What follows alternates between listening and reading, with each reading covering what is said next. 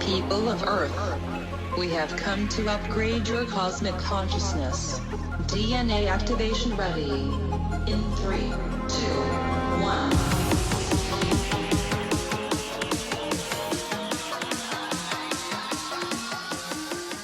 Hi, welcome to Q&A on Breakthrough Leadership. I'm Lou Quinto. And I'm Craig Anderson.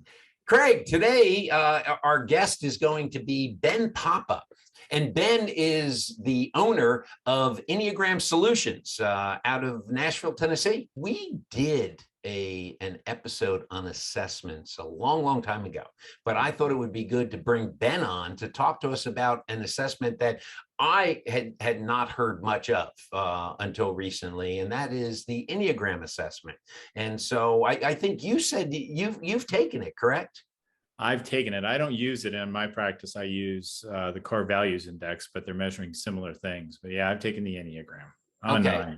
All right. Yes. And I went out and I took a cheap version. Well, cheap. It was free on the internet as part of my pre-work and homework for the episode. But it's real intriguing. I think it's a good assessment that gives you a personal internal assessment of yourself so that you know where your strengths and your weaknesses are as really, and I think Ben will tell us in this, you're born with. And so this gets to your inner being. So let's bring on Ben Papa. Well, here we are with Ben Papa. Ben, good to meet you. And I'm glad you had the opportunity to be with us today on Q&A on Breakthrough Leadership. Yeah, thanks, Lou. Nice to meet you too. Okay. Well, Craig and I, we like to talk about leadership traits. And in fact, it was almost 2 years ago, Craig, you and I did an episode where we talked specifically about assessments. And we talked about different assessments. We talked about the Myers-Briggs. We talked about the social styles assessment. We did a little bit of the Watson-Glaser assessment. But one of the assessments that we didn't cover is the Enneagram assessment. And so that's why today, Ben, we have you on, is because Craig and I want to learn a little bit more about the Enneagram assessment. And so first of all, why don't you start off by telling us, how did you get involved with the Enneagram assessment and moving you into your business of leadership development? Yeah, I was first exposed to the Enneagram a long time before I really did anything with it. So I sort of had this little seed of it maybe 15 years ago. And I was intrigued by it and just never had kids and just never really kind of got involved with it much from there. But then it kind of came back up again. There were just some people in my circle that started reading books about it or talking about it. And so I kind of got more involved with it. And at this point, I guess I was ready for it because it really was and is the deepest self-awareness tool I've ever been exposed to. And so when I read about my type and all the things that go with that, I mean, it really felt like somebody was reading my mail. That's the sort of phrase that people oftentimes will give you. And it really, you think that you're doing you in a certain way that's unique to you and that nobody can see it. And you've got all this stuff kind of hidden behind how you show up in the world. And what the Enneagram teaches us is there's 9 predictable ego strategies, and we've all adopted one of 9 ego strategies to navigate life. And there are predictable characteristics of each of the 9 strategies. So each one has, for example, a gift that it has that it's the best at of any of the 9 numbers. Each one has a predictable emotional struggle that comes up for it when they're on autopilot.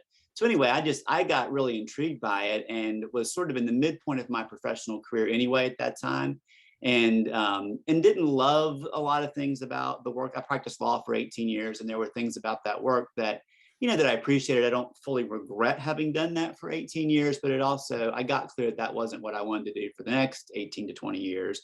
So the Enneagram was coming up. I was learning about myself. I was already doing some training and some teaching of smart professionals, which is what I love to do. And so long story short, I knew some people that were doing some leadership consulting work. And so I got trained as an executive coach, did some certifications around the Enneagram at that time, and sort of started to pull together this consultancy that I run now. So it started all that in 2018, wound down my law firm in 2018 and started building this business that same year.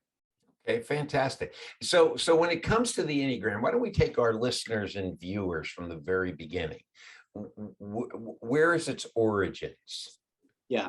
The origins are actually not clear. Ancient is clear, so thousands of years old, and there are remnants of it that go back to mostly the Middle East. So in ancient Sufism, ancient Christianity, ancient Kabbalah, and the Jewish tradition, there's little pieces of it. But Ennea just means 9. So it's a 9-pointed system that these wisdom schools and ancient wisdom teachers were sort of already recognizing. There's 9 kind of different ways that people show up. And so, but it kind of was sort of kept in like with the monks and in the sort of the secret obscure parts of religious life for thousands of years until 1960. There was a man who kind of pulled it out. Claudio Naranjo is his name. He sort of pulled it out of the recesses, and he was a psychiatrist, and kind of dusted it up and lined it up with sort of more modern day for 1960 anyway, concepts of psychiatry, psychology, those kinds of things. And so the Enneagram that we have now has really only been around since the 60s. But it's based on a set of knowledge and a framework that goes back thousands of years. And over the last 50 years or so that it's been around, there's been schools that have evolved. There's a whole International Enneagram Association that accredits schools, that accredits people, and leads trainings and things like that. So it's sort of become a tool for personal development, for spiritual development, and then what I use it for is mostly professional development and leadership development in particular. Okay, interesting. And I'm glad you used both the term modern with the term 1960, because I was born in 1960 and I do consider myself modern. So because I know Craig picked up on that real fast when he heard that. So now tell me about this. I mean, I did a little reading before you came on to the show, and they say that your initial trait, your primary trait, you developed by the age of 4. Is that correct? Yeah, so it depends on your theory of personality development, nature versus nurture, or some blend. But yeah, usually there's most theorists, most psychologists, personality psychologists think that there's a significant part of how we show up personality-wise that's actually embedded in our genes. And then there's another piece, a lesser piece, that kind of comes to shape in terms of our early childhood experiences and infancy and those kinds of things. But yeah, so by the age of 4, you're starting to develop a strategy that is pretty consistent. It's fully formed usually in your late teens, early 20s. And so when I'm working with people and they're struggling to figure out what their style is, and they're thinking they may be 2 different numbers, and I'm trying to work with them to figure it out, I'll say, okay, so what were you like at 20? Were you more like one of these 2 numbers we're talking about back then? Because our ego strategies tend to be really big at that point because we're old enough to have them fully formed, but we oftentimes haven't done enough sort of maturing and living and working with ourselves further into adulthood to be able to kind of manage ourselves more effectively. So it's not interchangeable with personality, but personality is a big part of what your Enneagram type is getting at. And so when I'm working with organizations, I'll oftentimes talk about it as a personality tool just because that's a framework they understand. Right. But it's actually deeper than that and richer than that, and therefore a better tool than any I know to help leaders that are already pretty successful in a lot of ways really develop. Okay. So Ben, one of the things in the various and sundry assessments that I've looked at and worked with, there's some kind of question about repeatability. So you take it at 20, you take it at 50. How does this work along those lines? Is it you are who you are at your core, but you adapt around it over time, or does your score functionally change as you mature? Yeah, it's a great question. Yeah, the teaching is you are who you are all the way through. So but with the Enneagram, part of what I like about it is it doesn't put you in a box that's particularly restrictive. So the example I always give when I'm teaching is, the color blue is a thing. When I say the color blue, we all have a concept in our head of what that means and what it is. But the truth is there's sky blue and there's navy blue and there's blue with a little bit of green that looks turquoise and blue with a little bit of red that looks purple. And those are all distinguishing things that are all held within the 4 corners of blue. That's kind of how your Enneagram number works. And so it can shift with your external context. It can shift a whole lot in terms of your how you're working with yourself and developing yourself. But you don't ever shift out of what your number is. So if you're a 9 on the Enneagram, you're always going to be a 9 on the Enneagram. And the work is to try to be as healthy, high-functioning, high-performing 9 as you can be, living into the gifts that 9s bring, managing the predictable struggles that 9s have to manage. So you want to work to try to be in the high end of your number, but you never would become a 3 or a 2 or anything like that. You would be your number. So there is a constancy of the thread. It's just how you learn to manage both sides of the energy or the score that you have. Got it. Yeah, Okay. yeah, you want to leverage your strengths. And a lot of people don't really know what their strengths are. And the Enneagram can really help with that, because we may have a set of strengths that we wish we had that are not actually ours. We may have a set of strengths that our parents wanted us to have that we've kind of taken on in some semi-conscious way that aren't really ours. And so really to learn what the actual strength is of your Enneagram number is really a helpful tool, because then you can really leverage it and work it as a leader. Of course, the flip is true. We all have a negative thing that we have to work against that keeps coming up. And if we know that about ourselves, and we know that we're going into autopilot, we know we're at risk of doing those unhelpful behaviors. Right. And so the Enneagram can really wake us up to that. Yeah, I always wonder on these tests, there's like how much self-awareness you have when you're answering the questions. And I know they set them up to test out of that. I always thought, well, maybe I should have somebody really close to me take it and score me too, and see how different it all looks, to see how self-aware we all are. But Yeah. Anyway. Yeah. Yeah. No, I mean, Go ahead. I'm sorry. I was just going to say some assessments are better than others too, to your point about, I mean, so the one that I use is one of the most statistically valid and reliable ones that's available. And I use that because companies want that. They want there to be a tool that they know they can come back and rely on. And there are really a lot of bad assessments, especially sort of the free online ones. You know, nobody owns the Enneagram, right? And so anybody can just sort of do a little assessment in a tool and put it online. And there's not anybody to really vet that or manage it, since nobody owns it. So you just have to kind of work with somebody that you trust and who is credentialed, for example, through the International Enneagram Association and has been trained and those kinds of things to kind of guide you to an assessment. And the last thing I'll say about assessments that's really important is, different than other kinds of assessments like Myers-Briggs or DISC, the Enneagram assessment, the written assessment or the online assessment, should really be thought of just as a data point. Because the stuff that you measure with the Enneagram is all about your core internal motivation that animates everything you do in life. And you're usually only semi-aware of that that's what's animating things for you. And it's hard to really nail that down with a written assessment. And so when I work with clients, I do have them take the assessment that I send people to, but I say, all right, let's poke at that a little bit. So this is what it would mean if you're the number that it says. Does that resonate with you? Do you see what that's getting at? And most of the time people say, yeah, that does resonate. But now and then I'll have somebody that says, no, there's really something's off. And so then we'll figure out what their actual number is and why they may have come up with a result that wasn't actually theirs. But you don't want to get too married to the number that the assessment tells you until you've kind of vetted it for yourself. Okay. Now you've mentioned several times, and again, I'm putting myself in the position of a listener to this podcast that can't see anything. And you keep talking about numbers. And I know that there's 9 numbers, because Enneagram means 9. Okay. And each of those numbers, though, has a descriptive name to it. For instance, 1 is the reformer, 2 is the helper, 3 is the achiever. Can you just go into that a little bit? Yeah, so different teachers use different names that go with the numbers. The numbers, when I teach, I tend to just use the numbers themselves. I'll talk about 2s or 3s or 7s or 8s, partly because if you put the labels on them, a lot of the labels, especially that some teachers use, have kind of a moral load to them. Either you want to be that thing or you don't want to be that thing.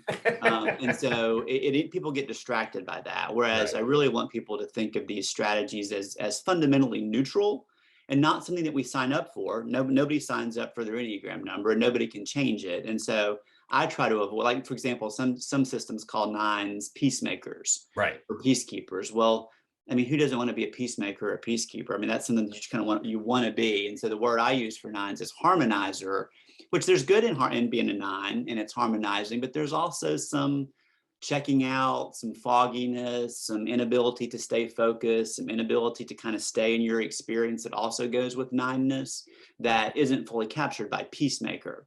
So the answer to your question is there are 9 types. Most systems have a name that go with each type. I just would encourage listeners to take the label with a grain of salt and not let the tail wag the dog. That's just a label that some teacher came up with to use. Right. Yeah. I'm certified in social styles. And I remember when I first started teaching social styles, halfway through the 2-day program, we would give everyone their assessment results and everything. And at the end of day 1, I gave out all the assessment results. And at the beginning of day 2, I had this person came early to class, and she said, "I've got problems with my assessment." And I said, "What is it?" And she says, "Well, it says I'm an analytical, and I am not an analytical. In fact, I came up with a list of 15 reasons why I'm not analytical." And I just started to laugh, and I just said, "Really? Look at this." So I can see how putting a tagline or a title on a particular situation would give people either a positive or a negative. You know, in the social styles, you tell someone that, you know, they're a driver and they're like, "Yes, I am. I want to drive it, you know, everything. I want to move forward." And so it can have that effect. So talk to me now, because I'm going to admit to you that I am a victim of taking a free assessment online before this podcast. So I'm just doing my research, Ben. I'm just doing my research. And it said that I am most likely to be a type 3 or 8. It couldn't even tell me, because in my results, 3 and 8 were both tied at 9.7 as my scores. And those were the two that I had up there. And then I'll ask you about 3 and 8 in a second. But then it talked about wings. And at that point, I said, okay, I'm going to do the podcast. I got to have Ben figure this out for me. So, and Craig, you mentioned it also. You said the wings confuse you a little bit. Yeah. In that. Maybe that's because I'm a 9 and I just don't want to tell anybody that I'm confused. So talk to us about well, the wings part of it, because you come in with one number. You're a 2, you're a 3, you're a 7, you're an 8, 9, whatever it is. Now, what is this? What are the wings, and how do the wings then help you with that personal development part of creating better leaders? Yeah, that's a good question. There's a lot of confusion about wings, but basically your wings are always and only the numbers that are to the two sides of your number. So if you do end up being a 3, your wings are by definition 2 and 4. Okay. It's not that your wing is 8 or 1 because those were your second highest score. Sometimes people get confused. They think it's like a stacking of their scores when they take these tests, and that's not the way it works. Okay. It's always the numbers to the side. And most people then, so there's 2 ways to think about wings. One is descriptive, which basically it's another one of those things that makes the color blue be a little bit different. So if you're a 3 with a 2 wing, you're going to take on some of the characteristics of 2s. It's going to inform the way your 3-ness looks, or a 4 wing, which is going to be different. So it's part of how we get variety within the ego strategies themselves. So that's one way, is just descriptive, which is build self-awareness and those kinds of things. The second way, though, is more developmental, and to answer your question about leadership development. So if you are, for example, a 3 with a dominant 2 wing, that means that there may be aspects of a high-functioning 4 that you're not fully accessing, because we all have access to both wings, but we tend to favor one over the other. And some favor them really strongly, some favor them a little. Some people don't have much of a wing. Some people, they're relatively balanced. Again, that's how we get some of the variety. But the goal with the Enneagram in general, and this is another example, is to find balance. So if you're a 3 with a 2 wing, we would need to figure out, well, what's going on? What's the high functioning 4 stuff? I would want to work with you on what that looks like, what high functioning 4s do. What is it about that you could be tapping into more to kind of come in better balance in your 3-ness? So it's a development tool in that sense, in terms of balance. Interesting.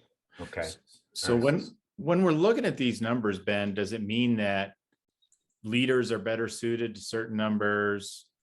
Scientists are better suited to other numbers? Is there some sort of destiny to your number? Or is it more that you might be a really driving leader, you might be a really supportive leader based on kind of where you score?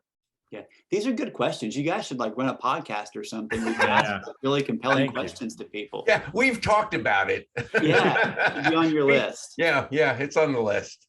But yeah, so basically the short answer is yes, but it's not prescriptive. It's more that the ego strategy that, for example, 3 is a good example. A lot of 3s end up being leaders because the internal motivation of a 3 is to be seen as successful by other people. So everything threes do, one way or the other, connects back to wanting other people to think they're successful. And so they build their whole life around that ego strategy, and they can do that in healthy ways or they can do that in less healthy ways. And most people, almost all people, do some blend of that, certainly over the course of their life, because getting healthy isn't a linear journey. We have healthier and less healthy seasons and days and whatever else. But anyway, because they're doing the things that you do to get other people to think you're successful, they end up being leaders, being successful. And so a lot of my C-suite clients, for example, are threes on the Enneagram because they've worked their ego strategy and they sort of land in leadership and business because that's what makes sense when you work threes. It's numbers like fives, for example, that are much more introverted, much more intellectual, much lower energy in general. They're not going to be doing the kinds of things you do to get to be in senior leadership in companies, for example. Typically, they may be leaders in terms of being a PhD head of the faculty at Harvard in some obscure academic discipline. And so it's not that you can't be successful in all nine numbers, but what success looks like and means is going to be different depending on how you're working your number. Got it. Is that, go ahead. No, that makes a lot of sense. And it sounds like that's where the opportunity is for your clients, is to learn, okay, I'm a three. Here's how that affects my leadership style and where I need to be aware of my pitfalls and where I bring a lot of value. Yeah. So the part of the work I've done is build out some leadership sort of paradigms, if you will, that go with the numbers. And so there's strengths that you can pull out and really leverage if you're a 9 leader. Weaknesses, or actually I call them derailers, because if when you're in leadership, the stakes are higher, right? Because you've got more going on than if you're just kind of living your life as an individual. And so if you let your derailers get in the way, then they can literally derail you from leadership. And so I really want people to be awake to those and look at how they're showing up and try to avoid them as much of the time as they can. And they also create certain kinds of cultures. Different leaders are going to influence different kinds of cultures inside companies. And so we want to be able to know what that looks like. If you're a 7 leader, you're going to get people on board and get engagement because you're going to have a fun, upbeat kind of environment for people. And that's going to be different than if you're a 4 leader. So it just depends on your number as to what kind of leadership style you'll have too. Okay. Now, see, some of this conversation, Ben, is going down a road, and I'm going to play the challenger here. I'm going to dominate my 8 here, and this is one of the biggest criticisms, though, of a lot of assessments, is that in the conversation we've had in the last 5 minutes, we have pigeonholed. You're a leader if you're a 3. You're a CEO. If you're a 5, then you are a 4. You tend to work in some obscure department by yourself, and sitting there almost like an office space. I was told there would be cake, and so how do we take assessments as people who are consulting to improve leadership? How do we take these assessments and get them away from that stigma? Because I believe HBO also did a special on assessments and how individuals, because of assessments that were made of them at an early age, it really was destructive to their life. So how do we avoid that stigma and go in and say, look, I have a tool and here's how this tool can help us? What you just said. So we don't want the tail to wag the dog. We don't want the assessment to be the end. Right. It is a means, and it will be more or less helpful for different people. The goal is leadership development for me, working with people. And the specific element of that I'm trying to get at is self-awareness. Because there's a ton of data that shows if you're not self-aware as a leader, you're not going to be successful. And so the Enneagram is a tool, it's not the only tool, to build and develop self-awareness. So you want to go in and come at it from that perspective. You're not trying to pigeonhole people into careers. People don't use the Enneagram as a hiring tool. Like if you're going to hire a kind of person, it's not validated in that kind of way. It's not what it's intended for. And I believe that's where a lot of assessments get a bad rap, is because some companies do take and use some assessments as hiring tools, saying that we can, based on this assessment, we can predict where someone's going to be in 3 or 4 years. And I've always looked at that, and I've played the negative one and said, no, you can't. because circumstances will dictate where they're going to be in 4 or 5 years. If you've got a company with a good culture and you're doing good leadership development, you can take almost anybody and develop them to become a leader. Yeah, I mostly agree with you. I certainly agree with your premise that you don't want to sort of sentence people to some sort of negative outcome based on a test that they take. I very much agree with that. And I think development is going to look different for different people. There's a lot of people that just have zero interest in, for example, leading a department or leading a company. That's just not how they're hardwired. They don't want to. And it's actually, they wouldn't be living into their gifts fully if they did that. Right. And so when I do work with people that are sort of between careers or trying to figure out where they're going to go next or whatever, first thing I want to do is make sure that they are in a field that is where they want to be. I mean, I practiced law for 18 years, which many people would call a successful professional level kind of career. And it wasn't the right fit for me. It wasn't what I would need to be doing for the rest of my life. And it's not because that was inferior or what I'm doing now is superior in any way. It's just more of a question of fit and what my values are and what I want my life to look like. Right. And so that's a lot of what you have to sit with people and do. So we got to shake out of these, like, you check these 3 boxes and you're a good leader, or you jump through these 2 hoops and you're a good leader, or you read this book or whatever. I mean, we're talking about human beings, because we're all human beings before we're anything else, that have a lot of complexity. And if you're a leader, you've got to not only have a lot of complexity about who you are, you have to navigate and manage a lot of external complexity over which you have very little to no control. And so being able to develop the parts of you that can then face all of these unknowns is a lot of what leadership development looks like. And you can't just check 3 boxes and get there. Okay. Yeah, and I'd agree. I work with a different assessment with my clients. But one of the things to look at is, one, I see it in the hiring process as a guide for questioning. Yeah. I see this. I want to ask you some questions about that, because that informs my ability to pull the information out during the interview process that I need.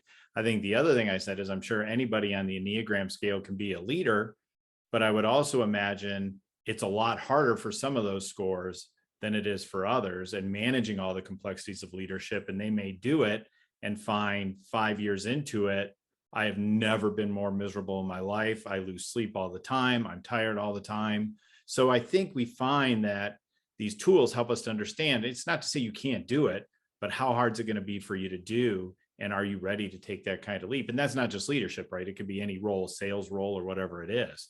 Mm-hmm. You could do it. It's just, how happy are you doing it? And right, that's with at least how I look at it. I don't know how you look at it.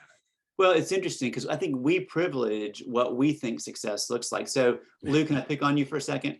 Everybody does. Go ahead. A second ago, when you were talking about framing up how we had pigeonholed somebody, that if you're a 3, you're going to be a CEO, and if you're a 5, you're going to be a PhD in some office doing something obscure.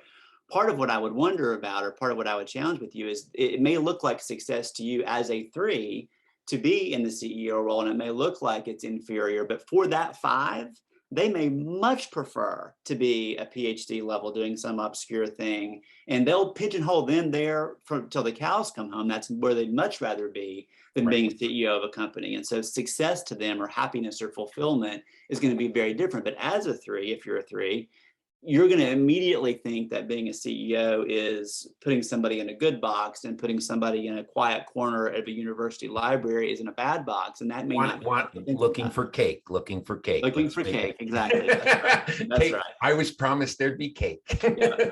Yep. Well, Lou, that was a long interview, and we're going to go to a part 2 next week on Q&A Breakthrough Leadership. As you said before, that's our first 2-parter. So what are those NFTs? We should all go out and buy an NFT, and we'll become millionaires for the first 2-parter of Q&A on Breakthrough Leadership. So make sure to check us out on all your favorite podcast platforms, all your favorite social media platforms, and at qaleadership.com to see the upcoming episode and all our prior episodes. And of course, everything new goes out Thursdays. Until next week, in part 2 of our interview with Ben Papa, I'm Craig Anderson. And keep your hands washed, keep your distance. I'm Lou Quinto.